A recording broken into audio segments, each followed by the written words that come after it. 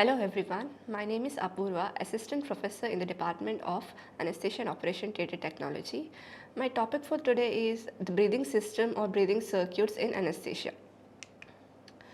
At the end of the session, student will be able to understand the general principles of the breathing system, to classify breathing system, describe the various components of Mapleson breathing system and circle system, and to explain about carbon dioxide absorbent and indicators used in it.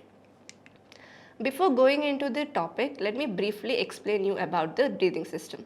A breathing system, which is also known as respiratory circuit or ventilator circuit, is a system that delivers medical gases along with anesthetic mixtures from the ventilator or other respiratory equipment to patient's lung and effectively remove the carbon dioxide expired from the patient's lung. The main objective of a breathing circuit is to deliver an appropriate mixture of gases to the patient and maintain a safe and convenient pressure or volume of air during breathing and remove carbon dioxide effectively. There are several types of breathing circuits, each designed for specific use and patient needs. Coming to the definition of breathing system or breathing circuit, it is a part of anesthetic apparatus through which patients breathe anesthetic mixtures along with medical gases is known as breathing system or circuit. General principles of breathing system or circuits. There are two fundamental purposes of a breathing system. First one is to deliver oxygen and anesthetic mixtures. Secondly, to effectively eliminate carbon dioxide expired by the patient either by flushing fresh gas flow or by soda lime absorptions. Other principles are to deliver gases from the machine to the alveoli of the patient in the same concentration as preset and in the shortest possible time. It has minimal apparatus dead space. Classification of breathing system. Mainly breathing systems are classified into four systems. These are open system, semi-open system, semi-closed system and closed system. Semi-closed system, which is also called as Mapleson circuit, is further classified into type A, also called as Magill circuit, type B, type C, that is water circuit, type D, Bain circuit. Bain circuit is the most commonly used circuit in anesthesia. Type E is ISTPs, type F, which is also called as Jackson and Rees circuit. First, we'll see about open system. As you can see in the picture, that is a Schimmelbusch mask. It is placed over patient mouth and nostrils and an inhalational agent is directly poured over this mask. Open system were used in past for delivery of ether and chloroform. There were few disadvantages of this system. There was a lot of wastage and uncontrollable pollution. Accurate concentration of inhalational agents cannot be delivered through this system. Time consuming induction of anesthesia, fire hazards, skin and eye irritations. Second system is semi-open system. This is same like open system, but a folded towel is placed over the Schimmelbusch mask to prevent the escape of inhalational agents. It is no longer used. Coming to the semi-closed circuit, which is most commonly used in anesthesia, these circuits were described by Mapleson, therefore called as Mapleson circuits. Mapleson classified these circuits into non-breathing circuits of functionally similar groups based on the fresh gas flow required to prevent rebreathing and ease with which intermediate positive pressure ventilation may be performed. There are 5 components of breathing systems. Those are fresh gas flow, expiratory valve, reservoir bag, face mask and corrugated tubes. These are positioned differently in different types of circuits. Coming to the pressure relief valve, which is also called as expiratory valve or adjustable pressure limiting valve, the most commonly used is Hendrick type of valve. The picture which you can see there is Hendrick type of valve.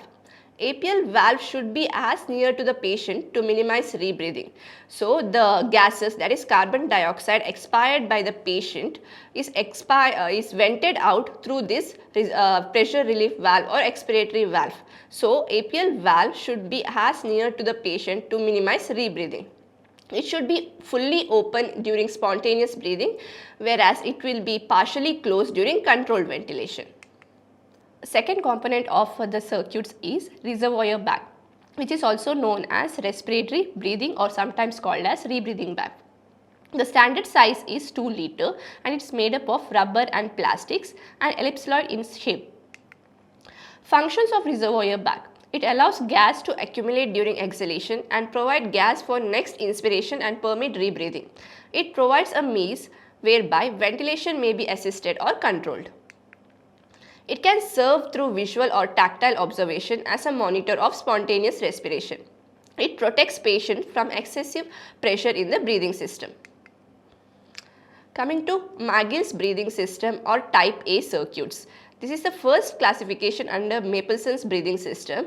Here the fresh gases from the machine reaches to the patient and expired gases from the patient travel to the circuit and exhale to the pressure relief valve. However, some of the gas go back into the tubing. That is why this is called as semi-closed circuits. If the circuit is used for controlled ventilation, very high flow of minute volume needs to be set. That is 3 times of minute volume. That will be more than 20 liters to prevent rebreathing. After keeping such high flow, still there is unprediction of rebreathing. Hence, Magill circuit is a circuit of choice for spontaneous ventilation. Coming to the functional analysis of Magill circuit. In case of spontaneous ventilation, during inspiration, during inspiratory phase, in spontaneous ventilation, the APL valve will be open, whereas in case of controlled ventilation, the APL valve will be partially closed. Okay, in spontaneous ventilation, it will be open. During inspiration, when patient tries to take a breath, the fresh gas flow enters the breathing circuit. It fills the reservoir bag and the patient will create negative pressure and then it will inspire these gases. Since the patient is creating negative pressure, the fresh gases will travel through the circuit and reaches the patient. Next phase is expiratory phase. During expiration, expiratory gases tries to enter the breathing circuit. First, anatomical dead space gas comes and builds in the first part of the tube, followed by the alveolar dead space gas. Even if the expiration has been started, the fresh gas continues to fill the breathing circuit and the pressure inside the circuit increases. As the pressure increases, the alveolar and anatomical dead space gas tries to escape through the APL valve into the atmosphere, which is open in spontaneous ventilation but partially closed in controlled ventilation. Next will be expiratory phase. If there is decrease in fresh gas flow, the fresh gas flow from the machine end will travel. Meanwhile, the anatomical and alveolar dead space gas will also add up and patient will inhale these gases. If there is further decrease in fresh gas flow, the alveolar dead space gas will also add up and there will be rebreathing of carbon dioxide. Hence, fresh gas flow should be equal to minute ventilation. Always keep the fresh gas flow equal to minute ventilation, which will be around 7 to 8 liters per minute. Coming to controlled ventilation. In controlled ventilation, during inspiration, the APL valve will be partially closed, whereas in spontaneous it will be open. In controlled ventilation, it will be partially closed. During inspiration, due to negative pressure created by the patient, fresh gas flow will travel through the circuit and reaches the patient. Next, during expiration, the anatomical and alveolar dead space gas will fill even the reservoir bag and circuit because APL valve is partially closed here. Hence, the alveolar and anatomical dead space gas will fill the reservoir bag. Even if the pressure inside the circuit builds up, due to partially closed APL valve, only little amount of gas is vented out into the atmosphere. Because of this, during subsequent breath, rebreathing of carbon dioxide takes place. Hence, Magill circuit is circuit of choice for spontaneous ventilation and it should not be used for controlled ventilation. Type B. That was Magill circuit. Next classification of Mapleson circuit is type B. Here, the fresh gas flow inlet was brought near the APL valve, but this did not offer any advantage, hence no longer used and is functionally equally efficient for both spontaneous and controlled ventilation. Next type is type C, which is also called as water circuit. Here, the corrugated tubing is made shorter, which did not offer any advantage, and it is also functionally equally efficient for both spontaneous and controlled ventilation.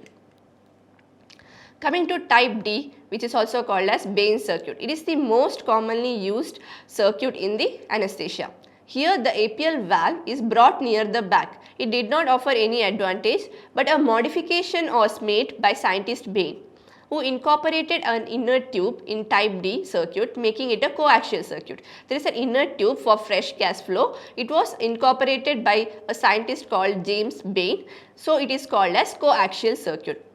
Fresh gases are delivered through inner tubes so that mixing of fresh gases and exhaled gases can be minimized. Bain circuit is most commonly used semi-closed circuit in anesthesia. Bain circuit is the circuit of choice for controlled ventilation, whereas Magill circuit was circuit of choice for spontaneous ventilation. Here Bain circuit is circuit of choice for controlled ventilation. Bain circuit can also be used for spontaneous ventilation, but fresh gas flow requirement is higher, that is 2.5 times the minute volume. Advantages of Bain circuit: it is lightweight, corrugated tubing is longer, hence making it useful in head and neck surgeries where anesthetists need to be away from the patient. Sterilization is easy. Disadvantages of Bain circuits: inner tube may become folded or kinked, causing it obstruction. So to decrease this complication, the outer tube is made transparent. Functional analysis of Bain circuit. During spontaneous ventilation, in case of spontaneous ventilation, during inspiratory phase, patient create negative pressure and APL valve needs to be kept open in spontaneous ventilation, but it remains closed because of the negative pressure created by the patient. Hence, all fresh gases reaches the patient. During expiration, the fresh gases enters the circuit and expired gases are flushed towards the bag. Unless the bag is filled, the APL valve will not open because the disc in the APL valve requires sufficient amount of pressure to be lifted up. Next phase is expiratory pause. During expiratory pause, the disc in the APL valve gets lifted up, so fresh gases as well as the expired gases starts moving out through the APL valve.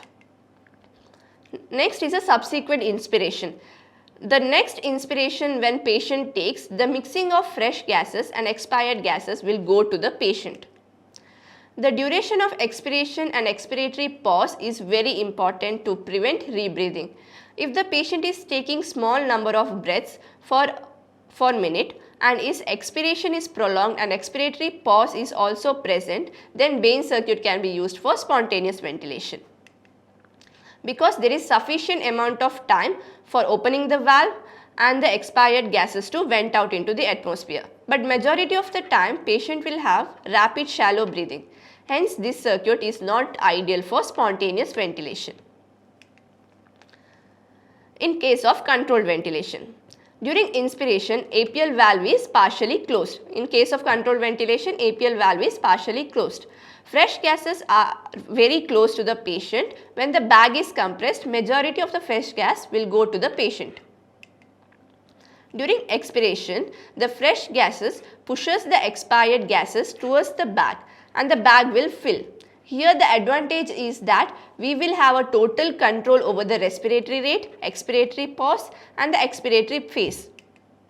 Suppose we are keeping slow respiratory rate and sufficient amount of expiratory time and expiratory pause, we can allow all the expired gases to fill in the bag, and when we compress for the next inspiration, because of APL valve just above the bag, all the expired gases will move out, whereas fresh gases being close to the patient will go to the patient. Next circuit is type D, which is also called as ISTPs. It is a pediatric circuit. As it does not have breathing bag, it cannot be considered as complete circuit. It is basically a circuit only meant for spontaneous respiration, however can be utilized for controlled ventilation by intermittently occluding the expiratory limb. Next type is type F, which is also called as Jackson and Rees circuit. It is a modification of ISTPs. Here the Jackson and Rees, they added a breathing bag to ISTPs, making it a complete circuit. Jackson and Rees circuit, which is considered as Mapleson's F, is the most commonly used pediatric semi-closed circuit. It should be used in children less than 6 years of age or less than 20 kg. Fresh gas flow recommendation are similar to that of Bain circuit, that is 1.6 times of minute volume for controlled ventilation and 2.5 times for spontaneous ventilation.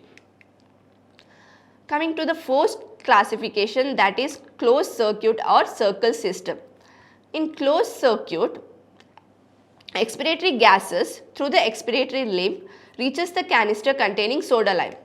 As you can see in this diagram, the gases expired from the patient travels to the expiratory limb and reaches the soda lime containing canister, that is carbon dioxide absorbent, where it absorbs all the carbon dioxide and the remaining gases travels to the inspiratory valve and reaches the patient.